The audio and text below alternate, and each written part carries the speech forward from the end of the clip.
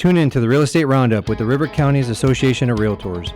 Join us every last Thursday of the month at 12 p.m. on Fiesta 99.1 and every Saturday at 8:30 a.m. on the Mix 104.1 as we explore the latest in real estate. Whether you're buying, selling, or just love real estate, don't miss our expert advice and exclusive insights. So grab a cup of coffee, sit back, and let's explore the dynamic world of real estate in our vibrant River Counties community. Catch Real Estate Roundup and make your property dreams a reality.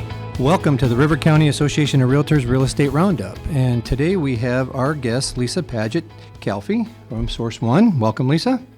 Hello, good to be here. Yeah, and glad to have you here again. And I'm sure you get some great information to share with everybody today that will help them understand real estate a little bit more inside and out. Absolutely. 2025, it's a new year. New year. Here we go. We're off to a good start. Yeah, and it's definitely going to be an interesting year, see where these interest rates go in that. And today, though, you want to talk about getting into the business, right? Is what we want to kind of lean into? Yeah. A lot of times people are curious, how do I get into real estate? What do I do to get into this career field? And right. Today, let's talk a little bit about, just the basics, but also the nuts and bolts of what it all entails once you get your license. Okay. Yeah, definitely. Because I think a lot of people don't realize all the different steps that it takes. And, we'll get into education and what you need to do once you're in it, because not every brokerage, and I'm sure you're going to talk about your brokerage, obviously, not every brokerage helps everybody, especially from my 30 years of being in it. When I first got in, it was there's your desk, there's your phone, hope you make it. And right. That was it. That's a scary thing. So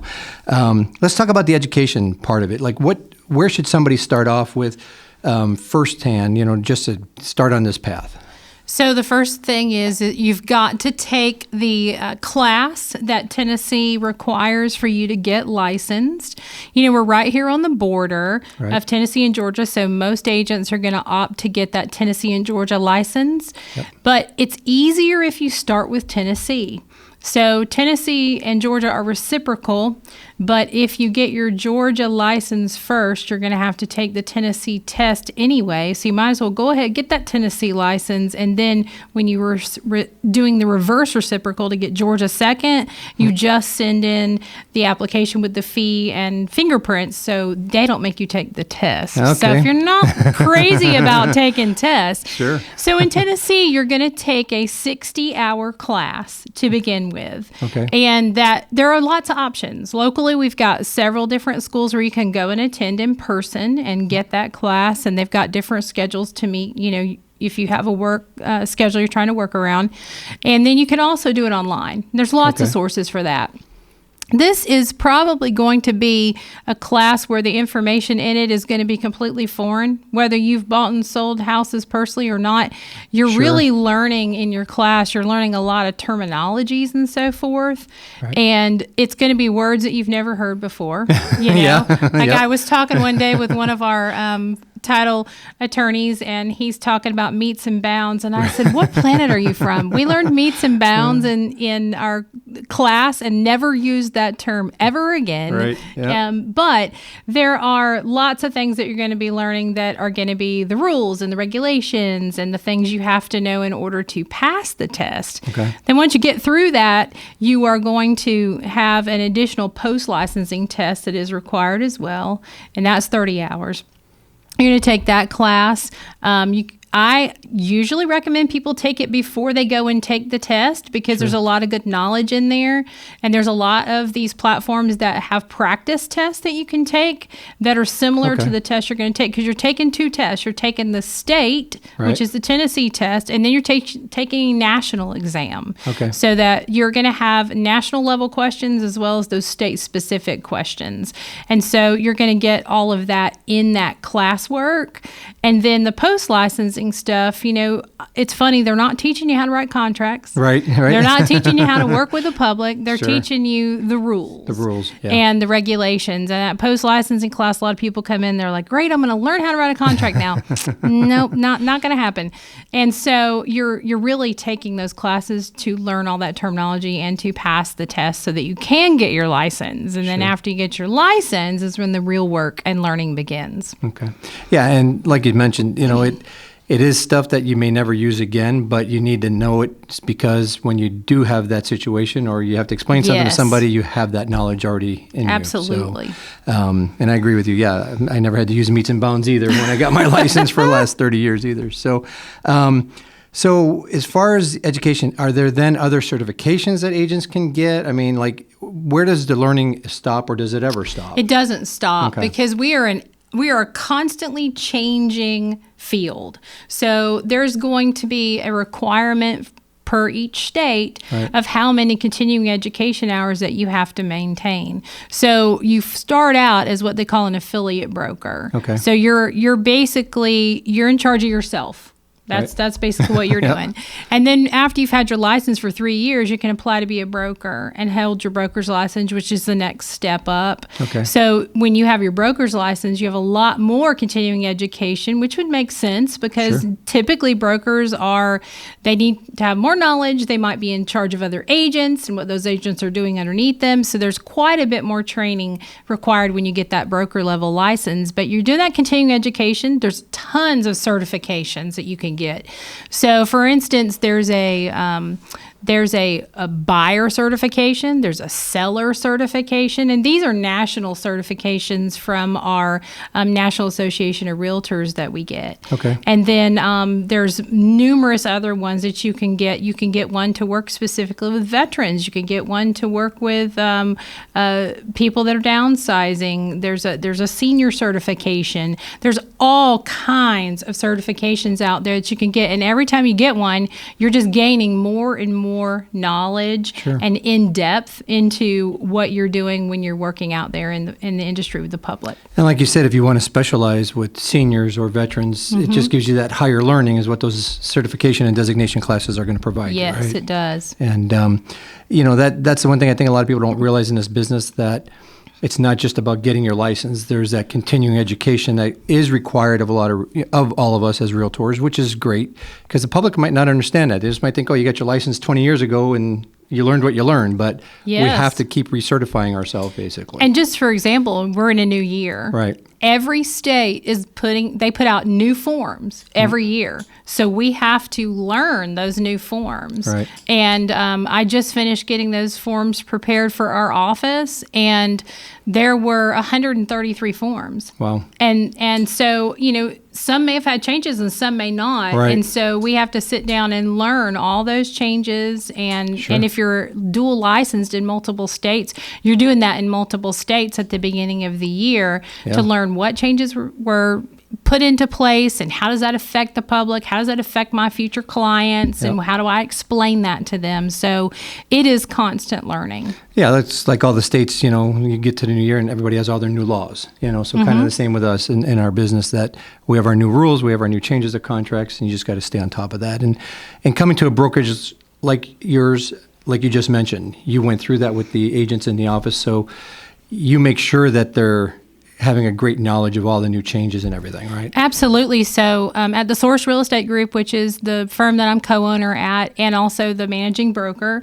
So our agents, we like to make sure that they are trained thoroughly on what they're using and what Sure. they're doing, because at the end of the day, it's kind of like we are like little miniature, attorneys in a way, because we're dealing with legal documents. And these are legal documents that are for someone making a very, very large purchase. Most people, it's the largest purchase they ever make. So we have to know what we're doing with these contracts. And that 60-hour class that you take and that other 30 hours, it is not going to teach you all of that. So once you get licensed, you have to decide where are you going to put your license, because you can't just be a singular agent out here doing your thing. Right. You have to join a firm and be underneath a managing broker who is someone who has that knowledge Right. and is going to oversee the functions and everything that you're doing as an agent. And they're actually responsible for you. So if you Right. make a big boo-boo, it is actually the broker's license as well that is responsible for that. So it's a big responsibility. So you have to pick a firm once you get licensed that you want to participate and have your license hanging in. And so you have to do that very carefully. You took the words out of my mouth, because that's what I was just going to ask you is, so do your homework before you put your license with a broker. Ask them the questions, right? What questions do you feel are the key questions that a new agent coming in to sit and talk with you, what do you feel they should be asking you? So people get an idea of like, because they don't understand. I walk in an office, okay, hang my license, but you should ask these questions, right? Yes, you should. So, first of all, I think it's very important that you ask what kind of training exists for me as a new agent. What does that look like? Right. Who can I go to when I have questions? And, you may want to interview some other agents that are currently at that firm to see, were you able to reach that person on the phone when you were in a bind and you really needed to know how to do something? Right. And is there a mentorship type thing? Am I going to be able to kind of watch someone, or am I just kind of on my own and just go for it? There's a lot of on-the-job training with being a real estate agent. You kind of learn as you go, but you want to ask that question. You want to, the broker is important. Who is the broker? What's their background? You're also going to want to know a lot about the financial aspects of that particular firm. How do I get paid as an agent? Right. What portion of my commission is the agency keeping versus what am I getting? And at what point do I get to keep all of it if I do ever? And so those are really, really pertinent questions, because those are the big ones in our industry that we have to think about, because we're running our own business, but we're within another company running our own business. And so you want to know, what are their guidelines? What do they allow you to do? What do they not allow you to do? Right. What do they provide for you? What's included? If they have a monthly fee, what are the tools that I'm going to get? Do I buy my own signs? And there's just a plethora of questions that you want to ask. And I always recommend that you go and seek out at least 3 firms and just compare the differences. Yep. Now we live in a time where we don't necessarily always worry about the location of the office, because most people are not in the office on a regular basis. But if you're a person that's transitioning from, hey, I am used to an office atmosphere and I really want an office to go to, you need to think about that as part of your decision making. If you want to go in the office, do they have the ability for you to come in there and work? And where is that office located in reference to what's convenient for you? So that's one of the things that are usually a transition that people find it hard to make is, I report to an office every day. I work 8 to 5. Independence, and now I don't have anyone telling me when to be somewhere and all that good stuff. It's the independence part. And I think a lot of people don't realize that aspect of it. You set your own goals and boundaries, and you have to be self-disciplined, right? You do, and that's been one of the big misconceptions that I've noticed with new agents, because over the years I have coached a lot of new agents and trained them, and what they come in when I ask, why did you pick this? A lot of times the answer is for the flexibility, and I go, whoa. Flexibility is definitely a misconception because you are at the mercy of the client's schedule. Right. So when those clients call you and say, can we go look at this house at 5 p.m. on Saturday, and you already have plans with friends at 5 p.m. on Saturday, but that's the only time they can go, you have a decision to make. Sure. Because it is your business, and how much time and effort you put into it is what your income's going to be. And so we don't live in a flexible type of atmosphere when we sell real estate, because if that perfect house comes on the market and your buyer needs to go see it, you got to go. Or the time when your seller accidentally locked themselves out of the house and now the only key is in the lockbox and it's 9:00 at night and you're the only person that can open it for them, and you got your pajamas on. Yeah. So I've been there, done that, right? Crisis intervention is what we do. And you said just a moment ago too about the tools and the support that a company gives you, and the way I've always looked at it too, and you can correct me if I'm wrong, the company you go to, they're your foundation. You're building your business on top of that foundation. So if they don't have a solid foundation, your business is not going to flourish, right? Absolutely. And you want to be sure that you have, I think one of the biggest things is that the company have a good reputation in the community, and that they don't have a lot of agents that are coming and going. Right. Because it's just like any other employer. You want to know that they they take good care of their employees and their staff, and you can, indicative of that is how long do they stay? Right. If they have a lot of long-term employees, you can probably bank that those people feel like they're being treated well. Yeah. And you want a good atmosphere, Yep. and you want to be able to align your principles with the company's principles. Right. And if you're on two different playing fields and you just say, well, I'm just going to go with this because it's a big name or it's a name I've heard before or my friend is there, but you find that your principles aren't aligned, you're going to find it very, very hard to be able to go into the public and carry that brand. Right. Because if you Right. don't have the same beliefs, you're just going to kind of be, not able to say, hey, I'm with X company and, here's what, I can give you because of that company and because of my own personal abilities. Because Right. you're creating a singular brand on top of the company brand, Correct. like you said. Yeah, and that is important to have that basis first and foremost, because like you said, that's your support when you are out in the field. That in the back of your mind, that people are back at the office that can help you get through things that you need to get through.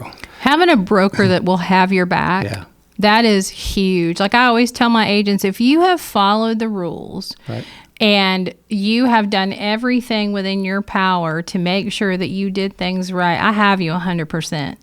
And that, and communication is always key, Yeah. and if Oh, yeah. you've done all the right things, I'm going to have your back. And that's what you want to really know is there a broker that's going to have my back? Because, there are times when there are situations that have to be settled by brokers. Sure. And it can be tricky, but you really do need to know that you have that person to go to that's really going to stick up for your clients and for you in any situation.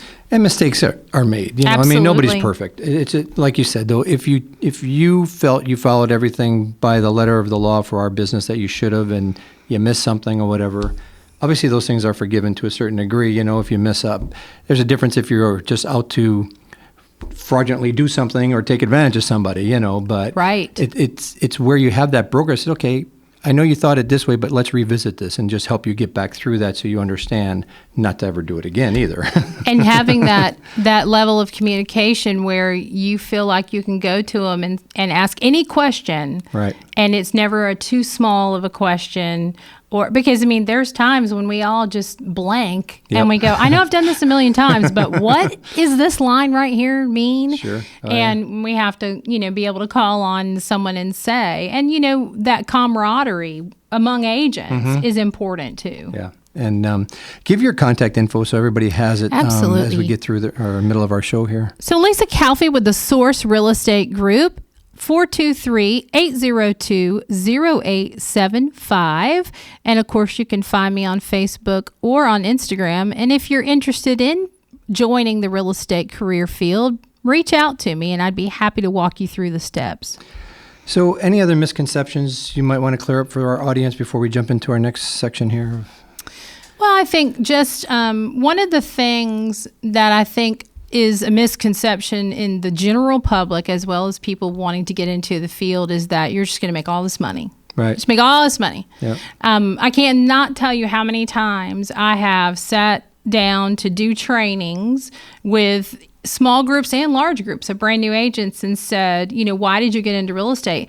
And I've heard everything from the most common one is flexibility. The second most common one is because I can make six figures. Sure. And my question back to them is, how are you going to get there? Yeah. Because if you don't have a roadmap and you don't have someone to help you make that roadmap, you're flying blind. Yep. Because you've never been in the industry, you haven't experienced the industry, you don't know the ebbs and flows, and you need someone in your corner that's going to help you with planning and looking at goal setting and what are the things I have to do to get business, because business doesn't just fall in your lap. We have to constantly be trying to find business and working hard to get our name out there and following up with people. And, I've always said when I see somebody on Facebook or whatever that is in one of the multi-level marketing groups, I'm like, here's the funny part about that. They could be great real estate agents because they're so good at follow-up. Yeah. Like they're so good at, hey, would you like to try this? Would you like to do this? And so, historically, real estate agents are known as not being very good with follow-up, and that follow-up is our bread and butter. Yeah. So we have to constantly be honing that skill in, and you've got to have someone that's going to teach you how to do that. Right. And can you make a great living? You can, with a lot of hard work and dedication. But I always tell new agents that if you are going to get into this industry and you're leaving a job that you are making a salary and you're used to a certain amount of money, before you go and quit that job to jump headfirst into real estate, you've got to have enough savings set aside, because from the time that you start in the industry, if you start out, and let's just say that you start out and you got somebody raring to go. They want to buy a house. They know you. They love you. They say, hey, I want you to be my realtor. I'll give you a chance.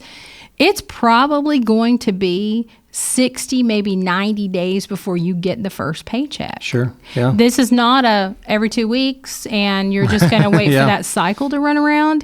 So you've got to prepare, and you've got to do everything you need to do financially to make sure that you can sustain yourself. And I usually tell people, you really kind of need 6 months saved up. Yep. If your income is what your family and you are dependent upon, you need about 6 months saved up just to make sure that you cannot build a business without putting money into that business either. Got to spend it to make it. That's right. So you've got to have some money set aside so that you can really make a go of being a real estate agent and put the time, effort, and money into it to make it a successful business. And I think you hit that on the head. I think a lot of people that I've come across in the industry that I've managed in the past miss that part, that I got to put that money and effort into marketing myself. It just does not, it's like anything else. I mean, you can't start any other business without marketing yourself. You open up a store down the strip mall, you got to market it. People just aren't going to know you're there. It's like the favorite phrase is, don't be a secret agent. Right. Yeah. You can't be a secret agent that's over here just putting an announcement one time on your Facebook and then expect everybody to remember that you're a real estate agent. I've been in the business now for back up. I've been in business now for 10 years, and I still have to remind people, hey, I'm a real estate agent. Yeah. And that they forget. People don't just remember. You have to stay relevant and in front of them all the time. You got to be top of mind, Yes. And because once you do the deal, they're moving on with their life. We're in the business every day. Exactly. They're not thinking of real estate every day. No, they aren't. No, they aren't. As far as the reality part of it, any tips, ideas that you want to share as far as the reality part of it, as far as, again, what type of agent does it take? I know we talked about that a little bit, but as far as, how much time do you think it takes an agent to just get off the ground? 3 weeks, a month, 6 months? I mean, I know you talked about 6 months, but have you seen agents that start flourishing within the first 30 days? It can be done, right? It can be done, and I think there's a lot of people that start this part-time, and then they ease into it full-time. Nothing wrong with that. Sure. It takes longer when you do it like that. And if you go into it full-time, you've got a couple of different options. So you can go in as a single agent and you can just work for yourself, and you can do what we call work your sphere, which is your sphere of influence. The people that know, love, and trust you are the people that you want to get in front of first. Sure. Because those are the people that are going to say, hey, I'll give you a chance. And then if you're doing that, you can get going, and I think that you can see your business start to take off within the first 90 days because you just have to, it takes a little time to get through all of the different things that you've got to do to get up and running and processing times and things like that. Then the other piece of that is you can go on what we call going on a team. We have teams that it's an agent who's been in the business for a while who has built up their business and can no longer run that business singularly, so they end up bringing on other agents as a business within a business. They're kind of running their own business with agents underneath them, and they have their own way of doing that business. And they basically are pushing business to you, and sometimes that's a way to get a fast start because they're pushing those what we call leads to you so that you can follow up with those people that are ready to buy now, and you can potentially get some things going. So it's everything has to be a good fit for your personality and your way of working. And it is a great business to be in. It is not without its hurdles like anything else. You are commission-based, and it's dependent how hard you work is how much you make and how far you go. Right. And so, it's great to sit down and have goals. You've got to have specific and defined goals so that you know what you need to do to go out and to get the business and be able to stay and be in it long term. So you got to be disciplined. Very disciplined, which a lot of us are not. Sure. And so we have to break old habits, right, and create new ones, and really focus in on the daily tasks that bring business to us. So do you guys help with mentoring or coaching or anything like that? Absolutely. Okay. Like I said earlier, I am a coach by nature and have done that for many years, and I enjoy that aspect of it, being able to dig into the how, what, and why, right. and really give you some accountability around what you need to be doing. And I think we all do better when we have someone behind us going, hey, you can do this, and then coming back around and saying, did you do it? Right. And what steps did you take? And how, if you didn't take those steps, what can we do to make sure that you take those steps this week? Yep. And really having someone to kind of push you.